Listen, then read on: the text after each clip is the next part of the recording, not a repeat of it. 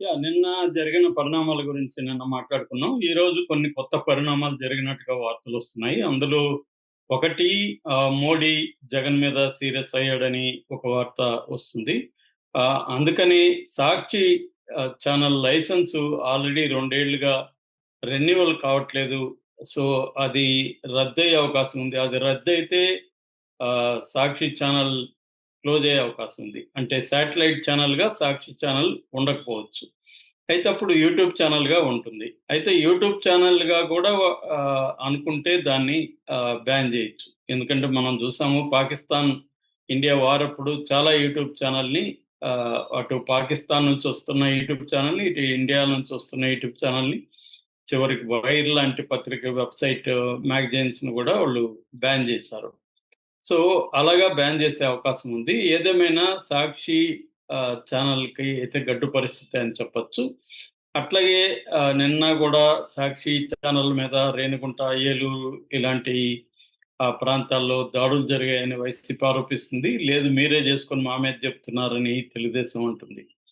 So, ఏదేమైనా సాక్షి ఆహ్, ఆహ్, ఒక ప్రమాదంలో పడినట్టుగా అర్థమవుతుంది. ఎందుకంటే నిన్న ఎపిసోడ్‌లో క్లియర్‌గా ఆహ్, జగన్‌కి గాని, వైసీపీకి గాని సింపతి రాలేదు. నిజానికి అంత సీనియర్ జర్నలిస్ట్‌ని అరెస్ట్ చేస్తే మామూలు సందర్భంలో అయితే పెద్ద ఎత్తున నిరసనలు రావాలి.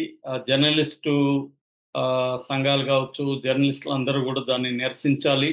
కానీ అదేమీ పెద్దగా జరగలేదు. పైగా సాక్షి కా లేకపోతే వైసీపీ వాళ్ళు ఆహ్, ఊరికే నిన్న ఒక పోస్ట్ రిలీజ్ చేశారు. ఆ పోస్ట్‌లో చూస్తే పెద్ద ఎత్తున నిరసనలు అని పెట్టి టైటిల్ పెట్టి చేస్తే అందులో ముగ్గురు, నలుగురు పేర్ల కంటే ఎక్కువ లేదు. ఆ ముగ్గురు, నలుగురు కూడా మొత్తం పోస్ట్ చదివితే ఇతని మీద సింపతి గాని, లేకపోతే ఖండన గాని లేదు. ఇలా ఎస్సీ, ఎస్టీ యాక్ట్ పెట్టడం తప్పనేది మాత్రమే ఎక్కువ మంది మాట్లాడారు తప్ప, కొమ్మినేనిని అరెస్ట్ చేయడం తప్పని ఎవరు కూడా మాట్లాడట్లేదు. సో, ఆహ్, ఈ పరిస్థితి రావడానికి ప్రధాన కారణం ఏంటి? అంటే సాక్షి ప్రవర్తన, సాక్షి ఛానల్ ప్రవర్తన అనేది ఒకవేళ ఇప్పుడు మనిద్దరం మాట్లాడేటప్పుడు నేనేదన్నా ఒక మాట అనొచ్చు, దాన్ని నువ్వు ఖండించొచ్చు, లేకపోవచ్చు. కానీ దీని పట్ల వివాదం చెలరేగి కొన్ని సమూహాలు గావచ్చు, లేకపోతే కొంతమంది వ్యక్తులు గావచ్చు, హర్ట్ అయ్యాము అని పెద్ద ఎత్తున ఆందోళన చేస్తున్నప్పుడు, నేను సారీ జెప్పాల్సుంటది. యాంకర్‌గా నువ్వు సారీ జెప్పాల్సుంటది. మన ఛానల్ యాజమాన్యం గూడా సారీ జెప్పాల్సుంటది. అది మనం తప్పు జేయలేదని మనం అనుకోవచ్చు. కానీ మనం తప్పు చేశామని అవతల వాళ్ళు అనుకోని ఫీల్ అవుతున్నప్పుడు సారీ చెప్పడం అనేది మంచి పద్ధతి.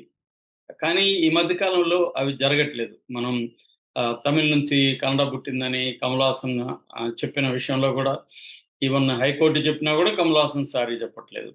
ఎందుకంటే దీని వెనక కొన్ని వ్యూహాలున్నాయి. ఇది చాలామంది ఏమనుకుంటారు కమల్ హాసన్‌కి ఇగో అనుకుంటారు. లేకపోతే జగన్‌కి ఇగో, భారతిరెడ్డికి ఇగో అనుకుంటారు. కానీ జగన్‌కి కూడా కొన్ని వ్యూహాలుంటాయి. రాజకీయ నాయకులకి యుగోల కంటే కూడా వ్యూహాలే పనిచేస్తూ ఉంటాయి ప్రధానంగా. సో, అదొక విషయం. రెండో విషయం ఈయన ఈ స్థాయి ఒక చాలా సీనియర్ జర్నలిస్టు దాదాపు 40 ఏళ్లు పైన అనుభవం ఉన్న వ్యక్తి. టాప్ 10 జర్నలిస్టులు, సీనియర్ జర్నలిస్టులు ఇవాళ చెప్పుకుంటే ఆయన పేరుంటది. అలాంటి వ్యక్తి అరెస్ట్ అయితే ఆ పార్టీ లేకపోతే ఆ సాక్షి ఛానెల్లు ఇప్పుడు నువ్వో నేను అరెస్ట్ అయితే ఖచ్చితంగా మన ఛానెల్ మన కోసం పనిచేస్తాయి.